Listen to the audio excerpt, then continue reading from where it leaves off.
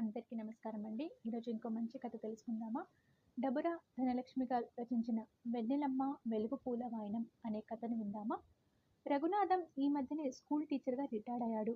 ఒక్కగానొక్క కూతురు మాధుర్య 2 ఏళ్ల క్రితం ఎంఎస్సీ పూర్తి చేసింది. రఘునాథం భార్య అనంతలక్ష్మి సంవత్సరం క్రితం కరోనాతో చనిపోయింది. ఈ మధ్యనే మాధుర్యకు బెంగుళూరులో సాఫ్ట్‌వేర్ ఇంజినీర్ రిషితో పెళ్లి నిశ్చయం అయింది. ఇంకో 2 నెలల్లో పెళ్లి. మాధుర్య పెళ్లికి దాచిన డబ్బులో చాలా భాగం అనంతలక్ష్మి కరోనా ట్రీట్మెంట్ కోసం ఖర్చయిపోయింది. డబ్బు మంచినీళ్ళలాగా ఖర్చు అయిపోయిందే కానీ అనంతలక్ష్మి మాత్రం ప్రాణాలతో మిగలలేదు. పెళ్ళికొడుకు రిషి చాలా ప్రాక్టికల్. మాధుర్య ఏమో భావుకత్వం నిండువగల మనిషి. చాలా సున్నిత మనస్కురాలు. పూల మొక్కలు పెంచడం, మంచి సంగీతం వినడం, చక్కగా పాడడం, చక్కటి కవితలు రాస్తూ సంబరపడే మనస్తత్వం. మాధుర్య పెళ్లికి ముహూర్తాలు దగ్గర పడుతున్నప్పటి నుండి ముభావంగా తయారైంది. ఒకరోజు తండ్రితో, నాన్న, నాకెందుకో రిషి కరెక్ట్ కాదు అనిపిస్తుంది. ఆ మనిషి నాతో ఎప్పుడు మాట్లాడినా ఎప్పుడు డబ్బు విషయాలు, ఆస్తుల విషయాలు, తనతో పాటు ఉద్యోగం చేసే తోటి ఆడవారి విషయాల గురించి చర్చిస్తుంటాడు. ఇలాంటివి నాకు వినడానికి చాలా ఇబ్బందిగా ఉంటుంది నాన్న. వారం క్రిందట మీ అనుమతి అడిగి నన్ను తనతో షాపింగ్‌కి తీసుకెళ్ళి ఒకచోట నన్ను ఇబ్బంది పెట్టాడు. చాలా కష్టంగా అతన్ని కంట్రోల్ చేయాల్సి వచ్చింది.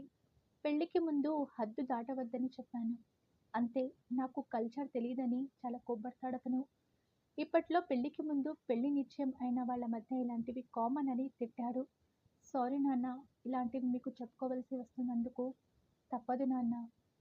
నాకు అమ్మ లేదుగా. అమ్మ ఉంటే అమ్మకే చెప్పుకునేదాన్నేమో. అతని ప్రవర్తన విపరీతంగా ఉంది నాన్న. అతనితో నా భవిష్యత్తు భయం కలిగిస్తుంది నాన్న. మీ నిర్ణయం మార్చుకునే వీలుంటే ఈ సంబంధం వద్దని చెప్పండి నాన్న అంది దీనంగా. రఘునాథం బాధతో, అయ్యో చిన్ని తల్లి, నువ్వు ఆ రోజు రాత్రి నీ స్నేహితురాలతో ఈ విషయాలన్నీ ఫోన్లో చెప్తుంటే నా చెవిన పడ్డాయి. నీకు చెప్పలేదు గాని ఆ మరుసటి రోజు ఆ పెళ్లి వద్దని చెప్పడానికి నేను రిషి తల్లిదండ్రులను కలిశాను. కానీ వాళ్ళేమో అచ్చు వేయించిన మీ పెళ్లి శుభలేఖలు చూపించారు. వాళ్ళ ఇంట్లో అప్పటికే మొదలైన వారి దగ్గరి బంధువుల హడావిడి కనిపించింది. ఇంత దగ్గరలో పెళ్లి పెట్టుకొని ఇలా మాట్లాడడం సభ్యత కాదనిపించింది. పైగా ఇస్తామన్న కట్నం 15 లక్షలతో వాళ్ళేవో ప్రణాళికలు వేసుకున్నట్టున్నారు. ఎంత ప్రాధేయపడినా ఒప్పుకోలేదు. పైగా మన బంధువులు కూడా ఆ ఇంటి కోడలవ్వడం అదృష్టం అంటున్నారు. ఇంకో విషయం, ఈ పెళ్లి ఏ కారణంతో ఆపగలం? పైగా శుభలేఖలు వచ్చాక పెళ్లి ఆపేస్తే అందరూ ఏదో లోపం ఉంది అనుకుంటారమ్మా.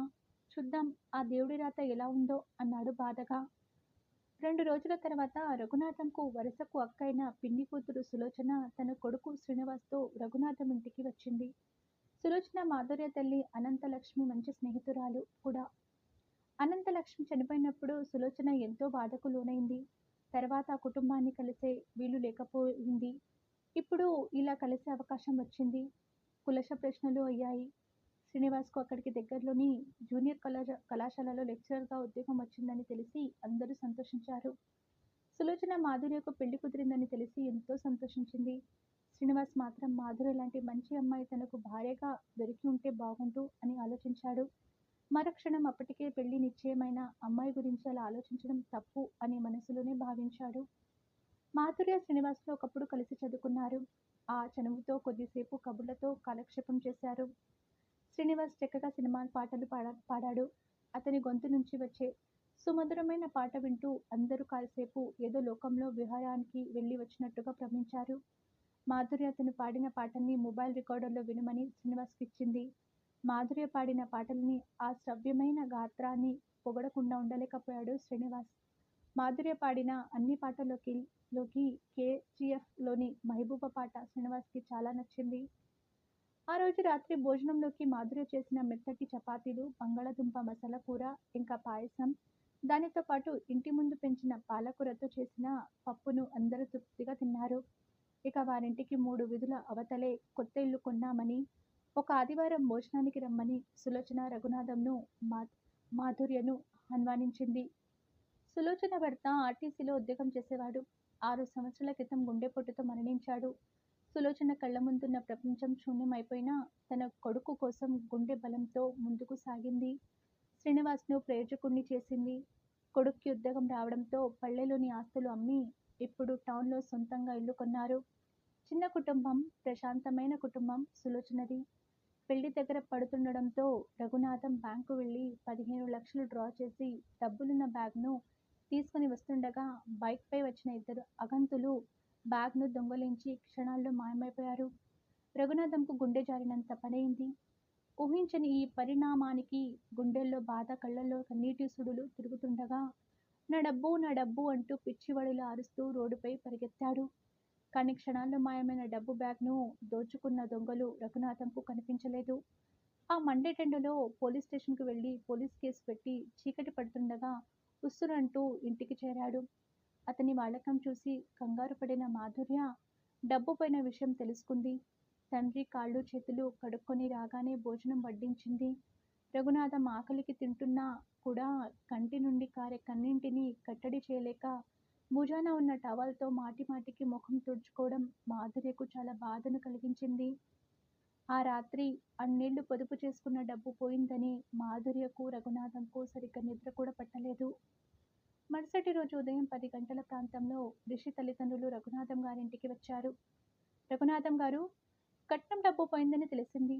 అమ్మాయి ఒక్కతే కాబట్టి ఏనాటికైనా ఈ ఇంటిని అమ్మితే వచ్చే డబ్బు మీ అమ్మాయికే వస్తుంది కదా అని ఈ పెళ్లికి తక్కువ కట్నానికే మేము ఒప్పుకున్నాం.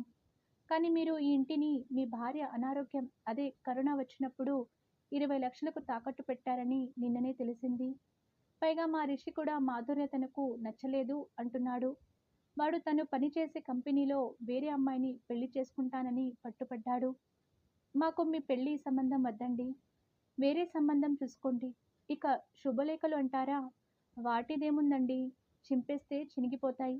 మరొకసారి దయచేసి మా ఇంటి గడప తొక్కకండి. మేము కూడా ఇక మీకు కనిపించము. సెలవండి అంటూ మరో మాటకు అవకాశం ఇవ్వకుండా వెళ్ళిపోయారు. వింటున్న రఘునాథంకు మతిపోయినంత పని అయింది.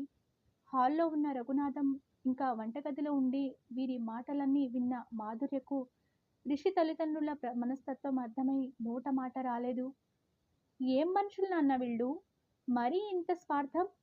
వీళ్ళు ఇంటికి కోడలవ్వడం అన్న ఆలోచనని నన్ను వణికిస్తుంది నాన్న. ఇటువంటి కుటుంబంలో నా భవిష్యత్తు మీకెప్పుడు ప్రశ్నార్థకమే నాన్న అంది కన్నీళ్లతో. అసలే డబ్బు పోయిన బాధ ఒకవైపు, మరోవైపు మాధుర్య పెళ్లి ఆగిపోవడంతో రఘునాథం ఆలోచనలో పడ్డాడు. ఒక వారం పాటు ఆ ఇంట్లో నిశ్శబ్దం రాజ్యమేలింది. తర్వాత రోజు సులోచన మాధుర్యను దగ్గరలోని వెంకటేశ్వర స్వామి గుడికి తీసుకెళ్ళింది.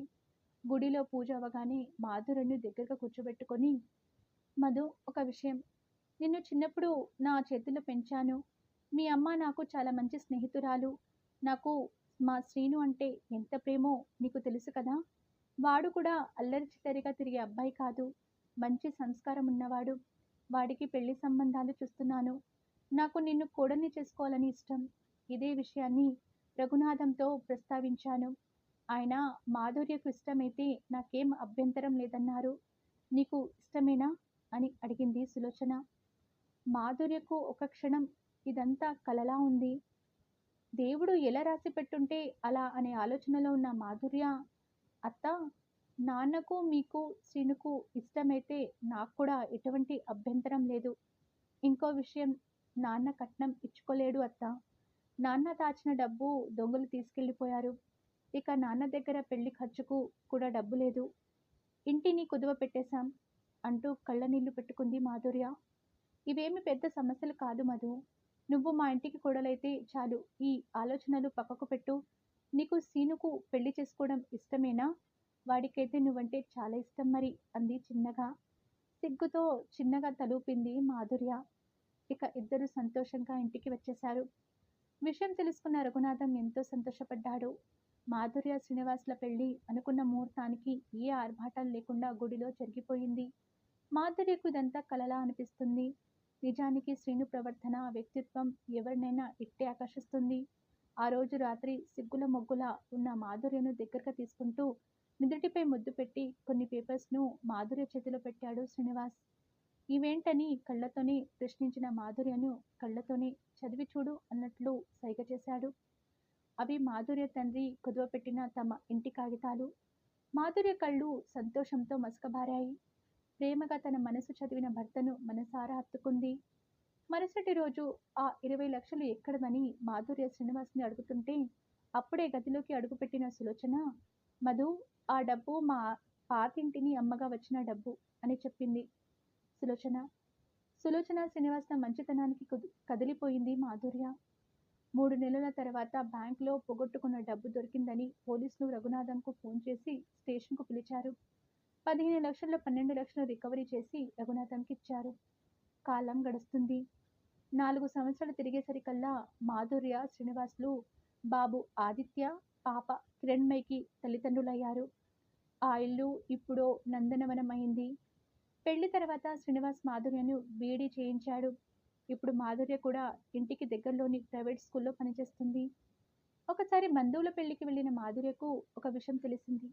రిషి తన భార్యతో విడాకులు తీసుకున్నాడని, ఇప్పుడు రెండో పెళ్లి ప్రయత్నాల్లో ఉన్నాడని, అతగాడికి పిల్లనివ్వడానికి కూడా ఎవరు ముందుకు రావట్లేదని వింది. మాధుర్యకు తన జీవితం నుండి ఆ భగవంతుడే రిషిని తప్పించాడని మనసులోనే అనుకుంది. ఇంటికి రాగానే తండ్రితో పాటు అత్త సులోచన కూర్చొని పిచ్చపాటి మాట్లాడుకుంటూ సంతోషంగా కనిపించారు.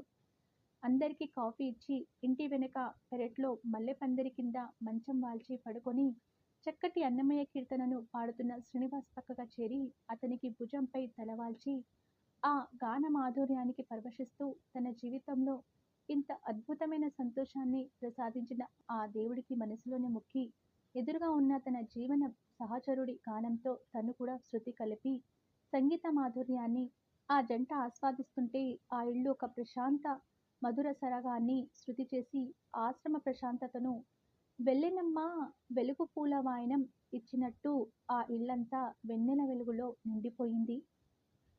ఆ భగవంతుడు పెళ్లి అనే బంధంతో ఎవరిని ఎప్పుడు ఎలా ముడివేస్తాడో చెప్పలేం. ఆడపిల్ల ఎంత ప్రయోజకురాలైనా కట్టుకున్న భర్త మంచితనం, యోగ్యత పైనే ఒక్కసారిగా ఆ అమ్మాయి అందమైన భవిష్యత్తు, జీవితం ఆధారపడి ఉంటుంది. అమ్మాయిని లక్షల కట్నంతో పంపిన అమ్మాయి కుటుంబం ఏ క్షణంలో ఏం వినాల్సి వస్తుందో అని భయపడవలసి వస్తుంది. అలా కాకుండా అత్తింటి కుటుంబం కూడా మంచివాళ్ళైతే అందరి జీవితాలు ప్రశాంతంగా ఉంటాయి. మాధుర్య జీవితం కూడా స్వార్థం లేని శ్రీనివాస్ తోడుగా సుఖంగా సాగిపోయింది. మీకు ఈ కథ నచ్చితే లైక్ చేయండి, షేర్ చేయండి. మరిన్ని మంచి కథల కోసం మన ఛానల్ని సబ్స్క్రైబ్ చేసుకోండి.